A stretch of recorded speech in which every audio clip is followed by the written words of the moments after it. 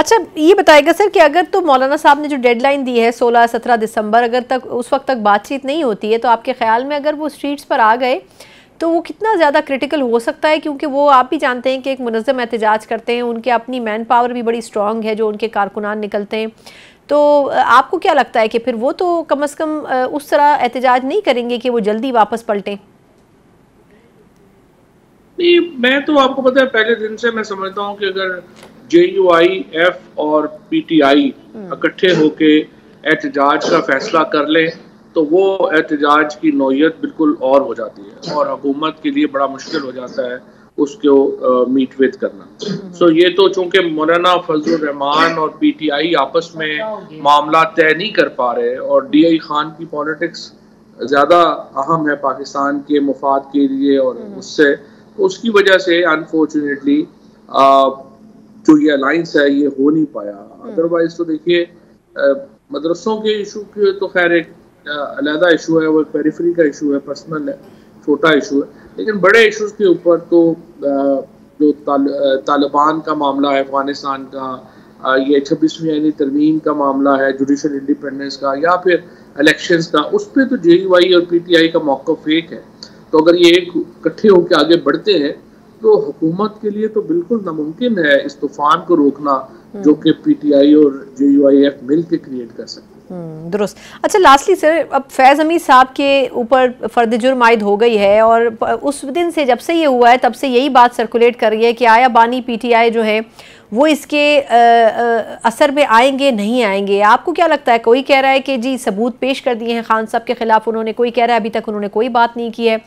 खान साहब ने इसको एक ड्रामा करार दिया था माजी में, तो आपको क्या लगता है क्या पार्टी को इट सेल्फ वाइप आउट करने जा रहे हैं? ये मामला किस तरफ जाता हुआ देख रहे हैं?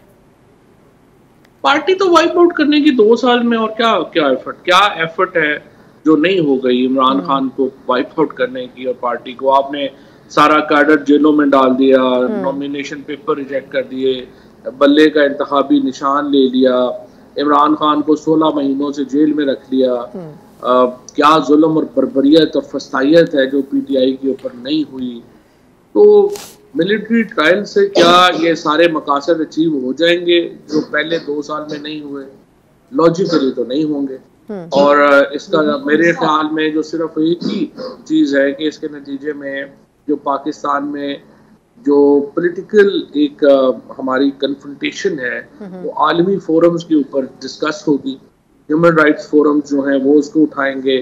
और आपको मालूम ही है कि कुलभूषण याद है जो यहाँ पे एक बिल्कुल यहाँ पे जब पाकिस्तान में एक पकड़े गए थे यहाँ पे करते हुए ये जासूसी करते हुए पकड़े गए, उस वक्त आलमी अदालत ने उसमें इंटरफेयर किया और मिलिट्री ट्रायल में अपील के राइट की बात की। तो अगर इमरान खान को आप लेके जाएंगे तो you can imagine the kind of approach we will face.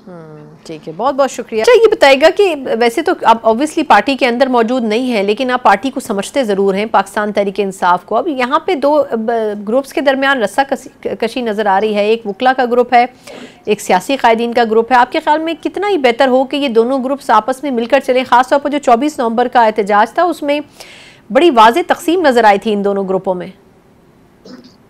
इनकी कोई अहमियत ही नहीं है ग्रुपों की।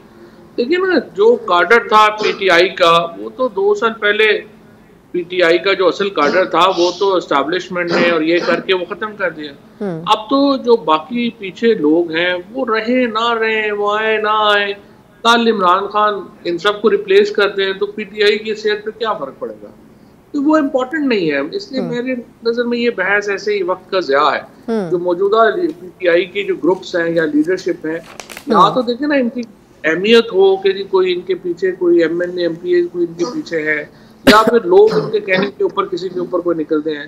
ज्यादातर लीडरशिप तो ऐसी है कि जिसके कहने पे शायद घर वाले भी ना निकले, तो ऐसी लीडरशिप रखें ना रखें उससे क्या फर्क। अच्छा ये बताएगा सर, आपने भी खुद अभी मौलाना साहब का और मदारिस के बिल का हवाला दिया था, तो ये अब कितनी अजीब सी बात होगी कि पहले 26वीं आईनी तरमीम के मौके के ऊपर उस बिल को पार्लियामेंट से मंजूर कर दिया गया लेकिन लास्ट मोमेंट के ऊपर उसको रोक दिया गया। तो ये डिस्कशन पहले क्यों नहीं हुई थी? क्या ये वजह थी कि मौलाना साहब को ये ख्वाब दिखाया गया कि आपकी डिमांड पूरी हो जाएगी और उनसे कंसेंसस ले लिया और उसके बाद उस बिल से बैकआउट कर गए?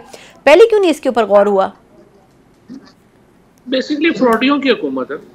तो ये क्या जो बात हुई बेसिकली सर। उन्होंने यही उस वक्त मौलाना साहब के साथ करना था कि जी आप ये जो है वो कर ले हमारे साथ, तो हम ये बिल वगैरह ये वो सारे पास कर देंगे। हाँ। जब वो पास हो गए तो वो मुकर गए। नहीं तो मौलाना साहब आपके आप ख्याल में इतने छोटे सिंपल बच्चे हैं कि उनको समझ नहीं आई? नहीं, तो जब उनसे वादा किया गया था जो कि गलत था, हाँ। और उस वक्त एनालाइज करना चाहिए था कि देखिए ये आसान नहीं होगा, इसके पीछे फैक्टफ है, आईएमएफ के मामलात हैं, कैसे वो आपको करने देंगे। और पाकिस्तान का मफाद भी नहीं है टू बी फेयर कि जो ऑडिट्स जो हैं वो मदरसों के ना हों। तो मेरे ख्याल में फैटफ को भी आप सामने रखें, आईएमएफ को भी रखें, पाकिस्तान के मफाद को भी सामने रखें। ये चीज़ कहनी ही नहीं चाहिए थी। लेकिन हमारे यहाँ आपने देखा ही है, हुकूमत में लोग जो है वो झूठ बोलने में कोई प्रॉब्लम नहीं फील करते हैं। सारी हुकूमत जब फॉर्म 47 में बैठी हुई होगी तो उनकी क्या मॉरल कैंपस होगा, क्या वो उनकी बातें होंगी। So that's why Pakistan is facing such इतना बड़ा एक अपहीवल फेस कर रहा है ना। एक करेक्टर चाहिए होते हैं लोगों को। दुरुस्त।